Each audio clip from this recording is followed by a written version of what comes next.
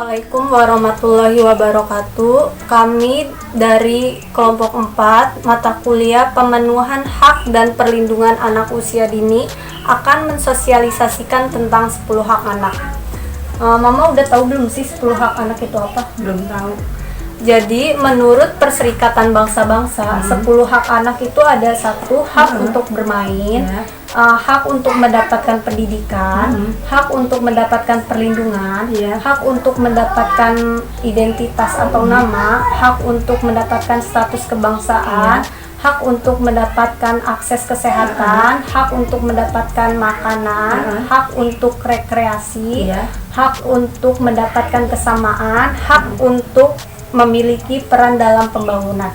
Di sini nih saya mau tanya, Mama udah nerapin, Mama tahu nggak sih hak bermain itu apa? Bermain itu supaya anak lebih supaya anak menjadi kreatif dan bisa bersosialisasi dengan temannya. Jadi di sini nih saya mau ngejelasin secara rinci hak bermain. Hak untuk bermain itu, jadi hak bermain merupakan dunia anak. Dengan bermain, anak memperoleh berbagai manfaat. Karena dengan bermain, mereka sebenarnya juga belajar tentang dunia di sekitarnya. Jadi manfaat bermain juga ada, menumbuhkan rasa percaya diri, meningkatkan kreativitas, mengembangkan pola sosialisasi dan emosi, belajar memecahkan masalah dari permainan yang dimainkan. Jadi kayak gitu hak untuk bermain. Selanjutnya akan dijelaskan oleh teman saya. Saya akan melanjutkan penjelasan hak anak dari saudari Siti Anissa. Sebelum saya melanjutkan, perkenalkan ini orang tua saya yang bernama Aulia. Hak untuk mendapat pendidikan. Jadi setiap anak berhak untuk mendapat pendidikan yang layak. Orang tua tentunya harus mengarahkan anak untuk mendapat pendidikan yang ia inginkan. Jadi aku mau tanya, apakah Mama sudah melaksanakan hak anak salah satunya dalam mendapatkan pendidikan? Sudah, karena pendidikan sangat penting untuk melanjutkan hidupnya. Nah, jadi hak anak adalah hak yang tidak bisa dikurangi. Oleh karena itu, sebagai orang tua, tidak boleh memaksakan kehendak anak.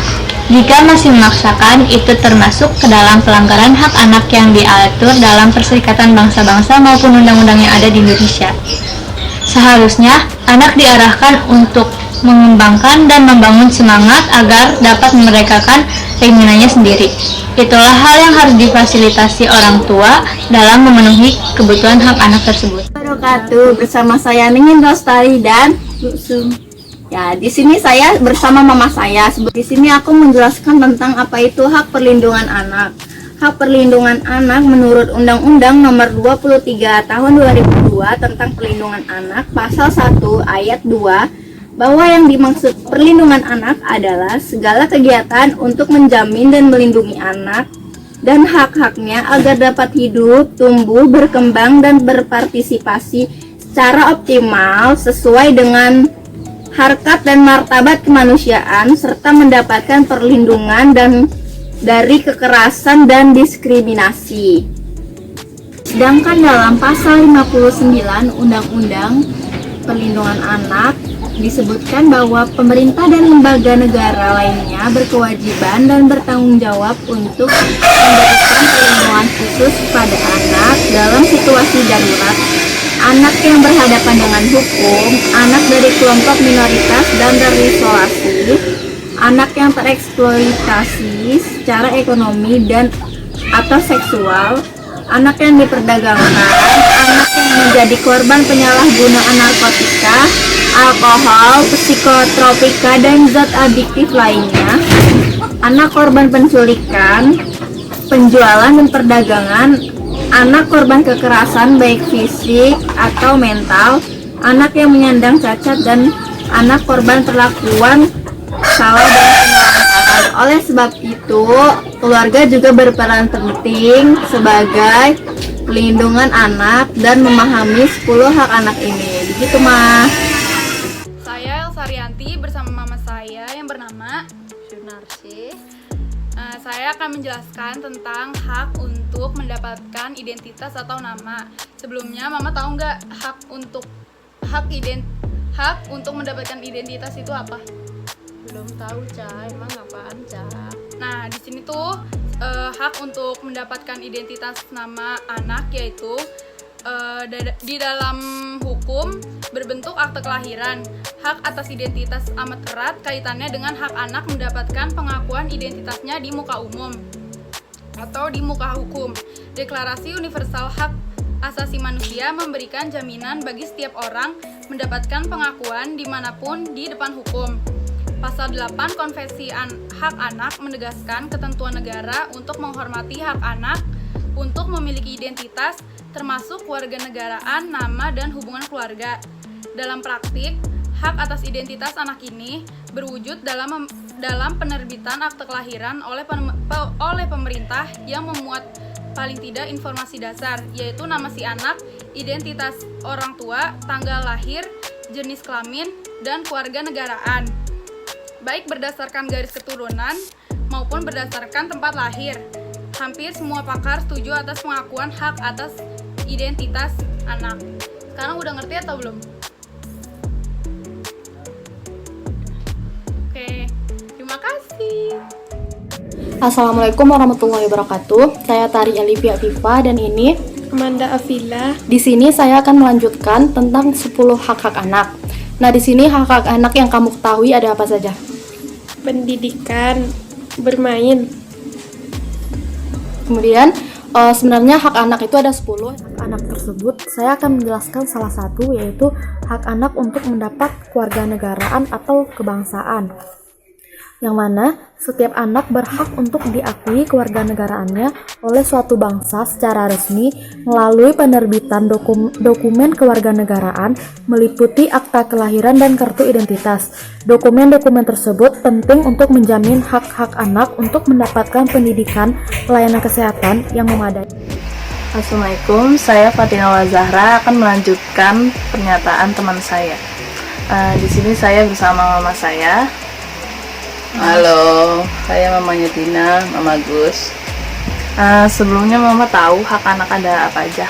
Ya, hak anak banyak, mendapatkan pendidikan, itu makanan yang sehat dan kasih sayang dari kedua orang tuanya untuk melanjutkan cita-cita anak itu sendiri. Nah, kali ini saya ingin menjelaskan 2 hak dari 10 hak anak tersebut, yaitu hak mendapat makanan dan mendapat rekreasi.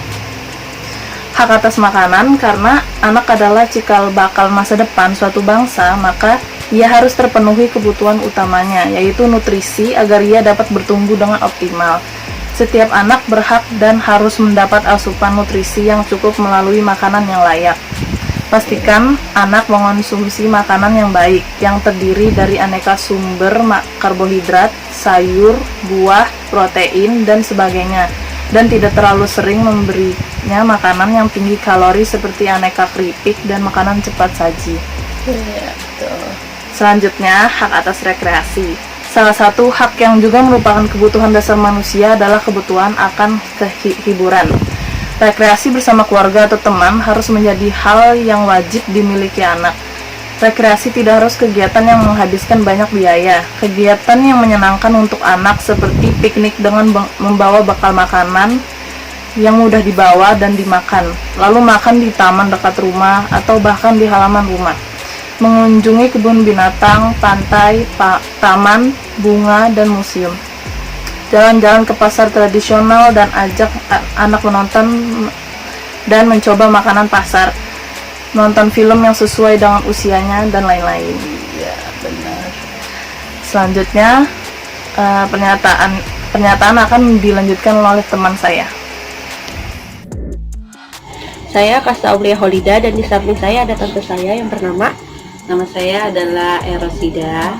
Nah, sebelumnya aku mau nanya nih Teh, tentang hak anak. Yang Teh tahu hak anak itu ada apa aja sih? Yang aku tahu sebagai orang tua, hak anak itu adalah anak itu punya hak untuk mendapatkan kasih sayang yang tulus dari orang tua, perhatian, pendidikan, terus punya hak untuk mengeluarkan pendapatnya, punya hak juga untuk mengeluarkan unek-unek atau isi hatinya, punya hak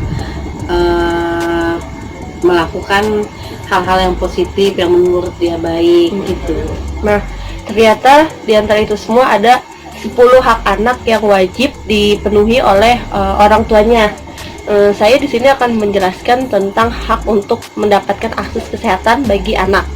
Nah, setiap anak itu berhak mendapatkan akses kesehatan yang layak tanpa memandang status sosialnya. Jaminan kesehatan itu tersebut mencakup adanya posyandu, itu melalui imunisasi, terus pemeriksaan gigi setiap 6 bulan sekali, dan juga adanya pelayanan kesehatan reproduksi bagi remaja.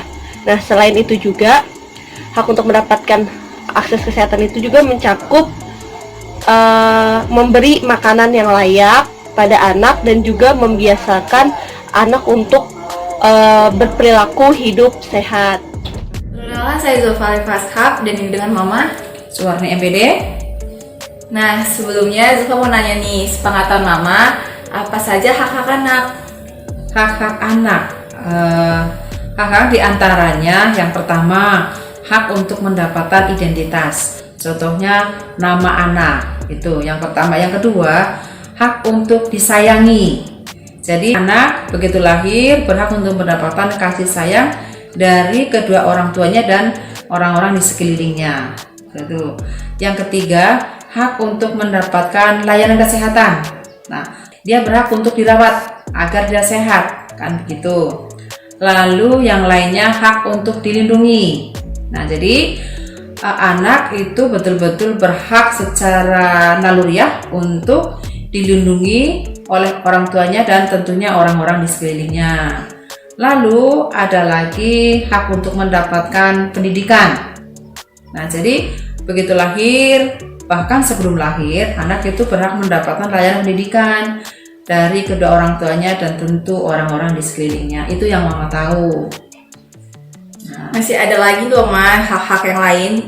Nah, dalam 10 hak itu, Zulfa mau jelasin salah satunya, yaitu hak untuk mendapatkan kesamaan. Nah, apa itu maksudnya kesamaan? Jadi tuh setiap anak, mau apapun jenis kelaminnya, mau apapun sukunya, mau apapun status sosialnya, berhak mendapatkan semua hak-hak yang tadi disebutkan. Itu artinya semua anak berhak mendapatkan fasilitas negara tanpa membeda-bedakan anak yang satu dengan anak yang lain. Karena anak berhak mendapatkan kesamaan. Nah, itu mah. Nah, tadi kan sudah banyak yang disebut hak anak. Menurut kamu, dari sejak kecil kamu mendapatkan nggak hak-hak itu semua? Alhamdulillah mendapatkan. Makasih, Ma. Oke, sayangku. Di sini saya akan melanjutkan penjelasan dari teman saya. Nah, di sini saya akan bertanya dulu kepada mama saya, yaitu tentang 10 hak anak. Sebelumnya Mama tahu nggak apa itu 10 hak anak? Nggak tahu. Di sini saya akan menjelaskan hak berperan dalam pembangunan. Nah, setiap generasi penerus bangsa itu berkesempatan untuk berpartisipasi dalam pembangunan. Oleh karenanya, para orang tua setidaknya dapat memperjuangkan pendidikan bagi anak-anaknya. Anak yang mengenyam pendidikan itu tentu akan tumbuh kembang menjadi pribadi yang berkualitas dan memiliki peran penting untuk memajukan bangsa Indonesia. Nah, contoh agar anak bisa berperan dalam pembangunan itu gimana sih? Nah, dalam peran dalam pembangunan diterjemahkan juga sebagai hak antisipasi anak. Nah, setiap anak harus didengar pendapatnya. Jadi, setiap anak itu harus dimintai pendapatnya sesuai dengan rentan usianya.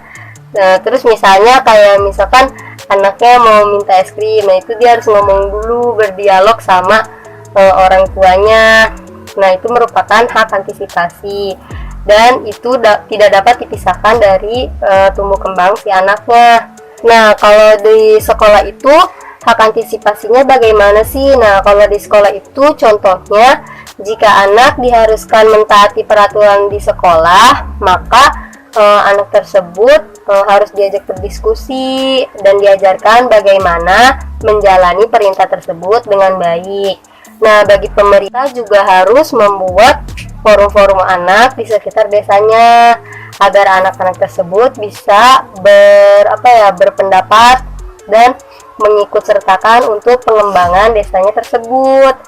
Jadi, peran dalam pembangunan itu merupakan ide, gagasan, pendapat yang ada dalam diri anak yang menyangkut tentang dirinya.